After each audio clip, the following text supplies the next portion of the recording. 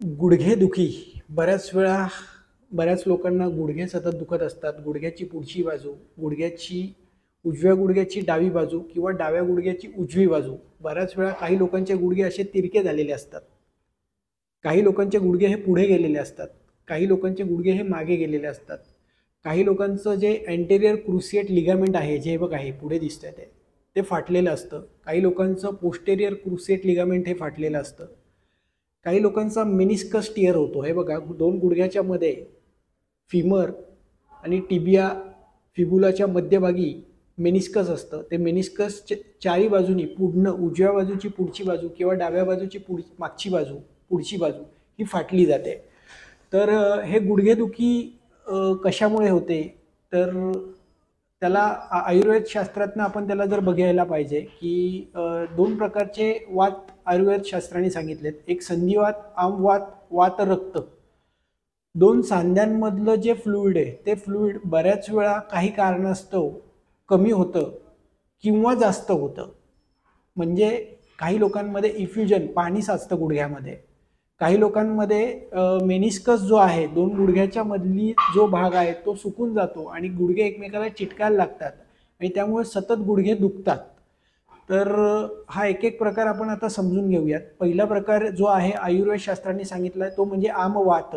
आमवात म्हणजे काय, तर बऱ्याच वेळा गुडघ्यामध्ये बारीक ताप राहतो पेशंटला, अंगात सतत ताप राहतो, गुडघे गरम वाटतात, गुडघे सुजतात आणि संचारी वेदना म्हणजे काय, आज उजवा गुडघा दुखेल, उद्या डावा गुडघा दुखेल, परवा खांद्याचा भाग सुजेल आणि दुखेल. असं वेगवेगळ्या क्षेत्रामध्ये जाऊन तो वात तिथे साचतो आणि सूज तयार करतो. तो आमवात होण्याचं कारण आहे बऱ्याच दिवसाचं अजीर्ण, सतत अन्नवरती अन्न जेवण करणं, अन्न पचलं नाही तोपर्यंत पुढचं अन्न खाणं. त्याच्यामुळे बऱ्याच वेळा आम तयार होतो आणि आमाचं जोपर्यंत पचन होत नाही तोपर्यंत बारीक ताप येतो अशा पेशंटला. अशा पेशंटमध्ये बऱ्याच वेळा आर ए फॅक्टर पॉझिटिव्ह असतो, युरिक ॲसिड वाढलेलं असतं, CRP आणि ESRचे काउंट जे आहेत, पॅथॉलॉजिकल काउंट, ते वाढलेले असतात. तर अशा लोकांनी प्रथमतः जेवणं जी आहेत ती एकच वेळ जेवण करा आणि ते जेवण करत असताना 2 चपात्या खात असाल तर अर्धी चपाती खावा. संध्याकाळी भूक लागली तर खायचं आहे, अन्यथा साळीच्या लाह्या 1 वाटीभर खायच्यात, हिरव्या मुगाची खिचडी खायची आहे आणि आम पचण्यासाठी थोडा वेळ द्यायचा आहे. तिथे ट्रीटमेंट पार्टमध्ये पोटातनं महावात विध्वंस रस, सिंहनाथ गुगुळ सारखी औषधं पोटात 2 ते 3 महिने घ्यावी लागतात. अजमोदादी चूर्ण हे पोटातनं घ्यावं लागतं. साधारण 2-3 महिने घेतल्यानंतर तो आम सगळा पचतो आणि तिथल्या गुडघ्याची सूज ही हळूहळू कमी व्हायला लागते.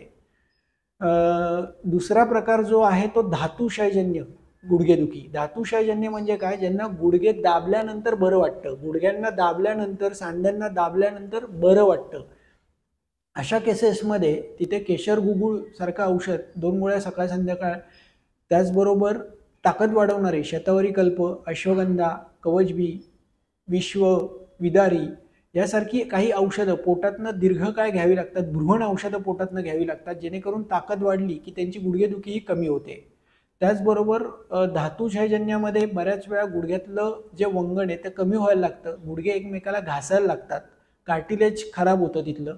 तर अशा पेशंटनी कंपल्सरी गुडघ्याला ओल्लं खिसलेलं खोबरं, पहिलं गुडघ्याला एरंडाचं तेल लावायचं आहे, एरंडाचं तेल चारी बाजूनी लावून घ्यायचं, ओल्लं खोबरं 2 वाट्या खिसून घ्यायच्यात आणि ते खोबरं मांजरपाटाचे 4 तुकडे करायचे, 1 मोठा तुकडा गुडघ्या एवढा, 3 छोटे तुकडे एवढ्या मापाचे आणि ते पूर्ण गुडघ्याला लपटून घ्यायचे आणि तो सगळा जो शेवटचा पार्ट आहे मांजर पाटाचा, तो पार्ट आतमध्ये टाकून द्यायचा आहे. व्यवस्थित ते गुडघ्याला बांधायचं आहे. ते कसं बांधायचं त्याचा व्हिडिओ डॉक्टर विराज भंडारी नी टेपिंग यूट्यूबला आहे, तो एकदा चेक करून घ्या. ते खोबरं तुम्हाला 5 दिवस बांधून ठेवायचं आहे आणि असं कमीत कमी एका गुडघ्याला 21 वेळा आणि डाव्या गुडघ्याला 21 वेळा असा जर बंद बांधला, 5 दिवसानंतर तो बंद काढायचा, 3-4 दिवस बांधायचा नाही आहे आणि परत 5 दिवस बांधून ठेवायचा आहे. असं 21 दिवस जर बांधला तर ती गुडघेदुखी बऱ्यापैकी कमी होते.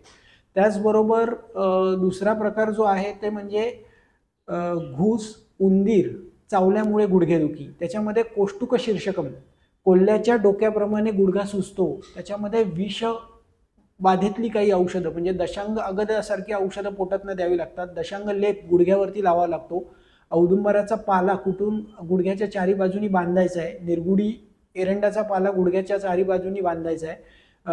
ज्यांच्यामध्ये स्पेसिफिक उंदीर चावला आहे आणि त्यानंतर गुडघेदुखी चालू झाली असेल तर त्यांनी उंदराच्या विषाची औषधं आयुर्वेद डॉक्टरकडनं जवळच्या वैद्यांकडनं घ्यायची आहेत.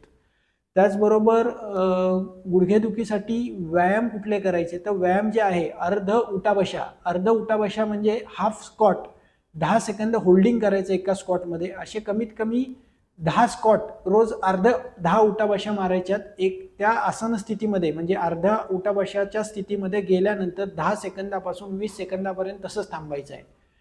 त्याचबरोबर वर्तमानपत्राचे तुकडे करायचे, साधारण 400 ते 500 तुकडे करून घ्यायचे. लोकमत, सकाळ, पुढारी सारखे पेपर जे येतात त्याचे तुकडे करून ते पायाखाली ठेवायचे आणि पाय पुढे मागे ढकलायचे अर्धा तास घड्याळ लावून. त्याचबरोबर जेवताना कंपल्सरी जमिनीवरती बसा. शक्यतो टॉयलेटचा वापर करणार आहात इंडियन पद्धतीने खाली बसून दोन्ही पायावरती टॉयलेटचा वापर करा, म्हणजे गुडघेदुखी वाढत नाही. जे लोक गुडघे फोल्ड नाही करत, सतत गादीवर बसून जेवण करतात, ते टेबलावरती बसून जेवण करतात, ते कालांतराने ते गुडघे कडक होतात, स्टीफ होतात आणि त्यामुळे अजून त्रास हा वाढत जातोय. गुडघेदुखीसाठी व्यायाम प्रकार मी तुम्हाला सांगितले. त्याचबरोबर ज्यांना अधिक त्याची माहिती पाहिजे त्यांनी Monday yoga programme doctor Viraj Bhandari, Wednesday आणि फ्रायडे योगा प्रोग्राम, हे सगळी योगा प्रोग्राम यूट्यूबला आम्ही अपलोड केलेले आहेत. तुम्ही ते बघा आणि ते योगा कंपल्सरी जर केले तर गुडघेदुखीचा त्रास हा नक्कीच कमी होतो. त्याचबरोबर 20 मिनिटं सकाळी चालणं, 20 मिनिटं संध्याकाळी चालणं, खोबऱ्याचं तेल हे गुडघ्याला लावणं, एरंडाचं तेल हे गुडघ्याला लावणं, शेंगदाण्याचं तेल हे गुडघ्याला लावणं हे दीर्घकाळ केलं पाहिजे.